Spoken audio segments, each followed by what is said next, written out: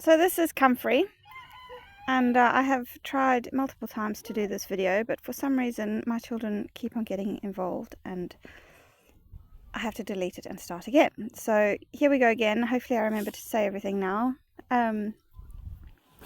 Comfrey is also known as knit bone, and it is extremely brilliant on healing connective tissues. So that's from your skin down to your tendons, your ligaments, your bones, your muscles, any sort of skin ailment or muscle ailment. It is phenomenal. Like it's I just can't praise it highly enough. It's very well known and often used by herbalists and naturopaths. I'd be interested to know if you guys have this in your garden, because if you don't, it's probably something you will want to get by the end of this. Its leaves are very high in potassium and nitrogen, which makes it a wonderful mulch. So in winter it does die back, and then the leaves feed the soil. Nitrogen obviously promotes leaf growth, and your potassium promotes flowers, which means more fruit.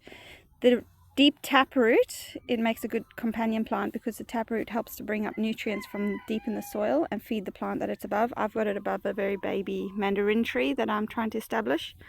In this case, I've got it everywhere, under most of my fruit trees actually.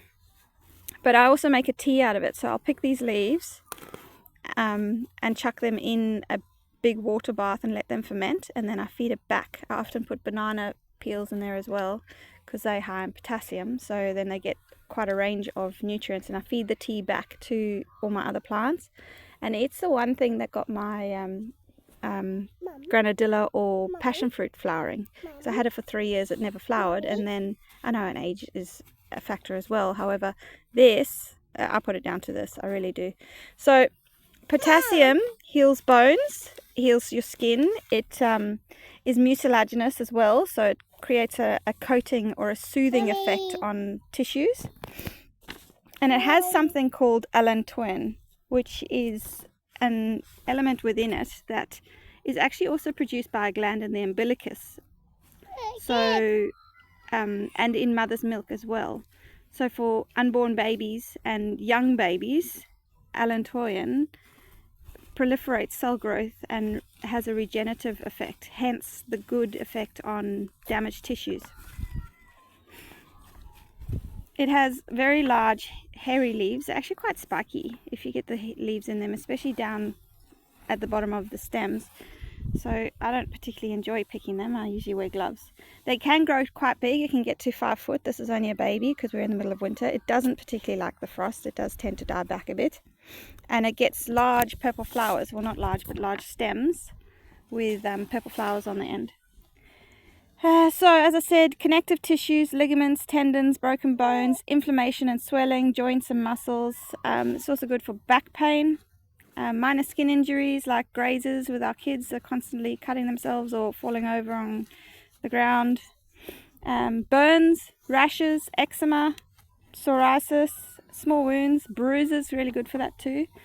So what I do is, or what anyone can do, is just get some olive oil or an oil of your choice, soak heaps of leaves in it, chop them up, bruise them a bit, soak leaves in it for 8 weeks, keep turning it, and then that oil will be infused with the elements within the comfrey, and you can use that oil either directly onto the skin or make a salve out of it.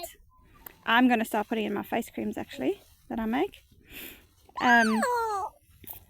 What else? Yeah, stock feed. I think I said that already. It has been put on the poisons register in Australia. It was put on in 1984 because they say it causes permanent liver damage.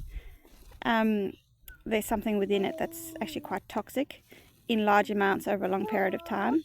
Whether you want to eat it, that would be up to you. I know a lot of people that do, and I know a lot of people that feed it to their animals, and my ducks seem to enjoy it. You can see they've eaten a fair number of the leaves, and it hasn't hurt them, but I personally prefer to err on the side of caution and use it topically only, and as a mulch and a compost and a food fertilizer and a beneficial part for other plants.